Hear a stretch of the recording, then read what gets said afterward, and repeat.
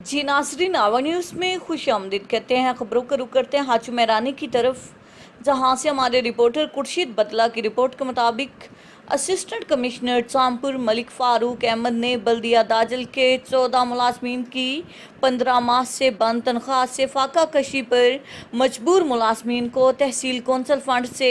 एक ही किस्त में देकर ईद से पहले ईद की खुशी दुबाला कर दी। असिस्टेंट कमिश्नर मलिक फारूक अहमद ने इंसाफ वेलफेयर विंग और चेयरमैन मजलिस से आमला हाजी आशिक हुसैन राजा, चेयरमैन अमन कमेटी दाजल डॉक्टर खिजर हयात की तरफ से बल्दिया दाजल के 14 मुलाजमीन की 15 माह से बंद तनख्वाह की नज़रसानी की दरख्वास्त पर जल्द अज जल्द देने का वादा पूरा कर दिया। नेशनल बैंक दाजल से